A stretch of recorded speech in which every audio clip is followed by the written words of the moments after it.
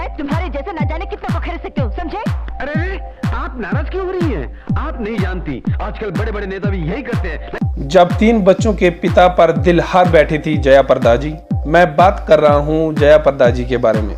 जया प्रदा जी ने फिल्मी दुनिया में खूब नाम कमाया। इसके बाद राजनीति के गलियारों में भी जया प्रदा जी का एक बड़ा नाम बनकर उभरा। हालांकि फिल्म से सियासत तक के इस सफर में अभिनेत्री कई बार विवादों में भी उलझी। इनमें कभी निजी जिंदगी तो कई बार कैरियर को लेकर उनका नाम खूब उछला।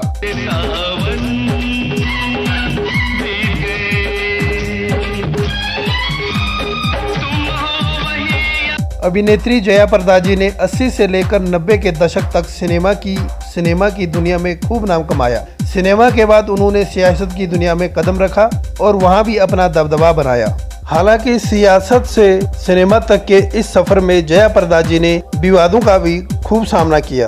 कभी निजी जिंदगी में तूफान आया तो कभी कैरियर में अभिनेत्री ने उतार चढ़ाव देखे। आंध्र प्रदेश के राजमुंद्री में जन्मी जया प्रदा जी एक मिडिल क्लास परिवार से ताल्लुक रखती हैं।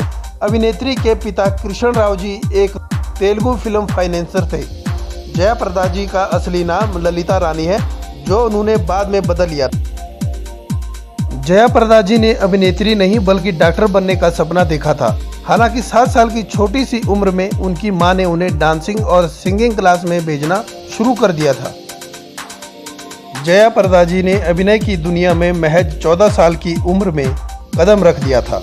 अभिनेत्री पहली बार तेलुगु फिल्म भूमि कोसम में 3 मिनट के गाने में सीक्वेंस में नजर आई थी। यहीं से उन्हें अपना पहला फिल्मी नाम मिला था। अभिनेता प्रभाकर रेड्डी ने उन्हें तेलुगु फिल्म इंडस्ट्री से रूबरू करवाया था और जया प्रदा नाम दिया था।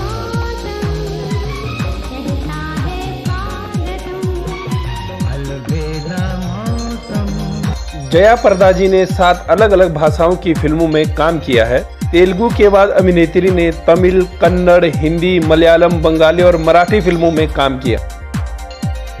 जया प्रदा जी की खूबसूरती के यूं तो कई दीवाने रहे हैं, लेकिन इस लिस्ट में दिग्गज फिल्मकार सत्यजीत रे का भी नाम शामिल है।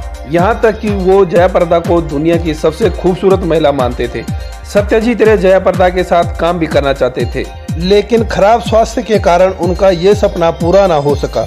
जया प्रदा जी जब हिंदी फिल्म जगत में आई तो हिंदी न आने की वजह से उन्हें शुरुआती दिनों में संघर्ष करना पड़ा।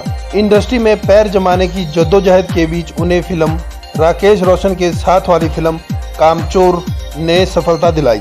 इस फिल्म में पहली बार वो फराटेदार हिंदी बोलती हुई नजर आई थी। जया प्रदा जी की जोड़ी सबसे ज्यादा हिट अमिताभ बच्चन जी और जितेंद्र के साथ रही। वहीं श्रीदेवी फिल्मी कैरियर में उनकी प्रतिद्वंदी रही। दोनों को लेकर ये कहा जाता है कि जया प्रदा ने 25 साल तक श्रीदेवी से बात नहीं की थी। जया प्रदा जी ने 1986 में प्रोड्यूसर श्रीकांत नाहटा के साथ शादी की, जो पहले से शादीशुदा और 3 बच्चों के पिता थे। इस रिश्ते ने जया प्रदा की निजी जिंदगी में खूब बवाल मचाया, क्योंकि श्रीकांत नाहटा ने बिना तलाक लिए ही जया प्रदा से शादी कर ली थी।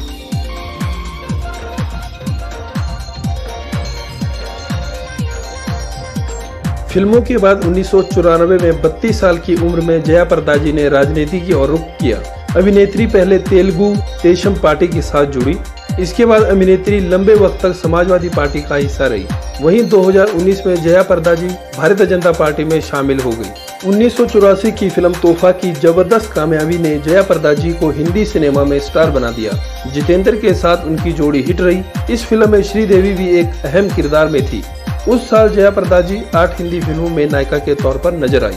3 अप्रैल 1962 को जन्मी जया प्रदा जी की हिंदी फिल्मों की संख्या बढ़ती गई और तेलुगु फिल्में घटने लगी और उनकी पहचान हिंदी फिल्मों की हीरोइन के तौर पर पुख्ता होने लगी। उस दौर में उन्होंने लगभग सभी स्थापित कलाकारों के साथ फिल्में की।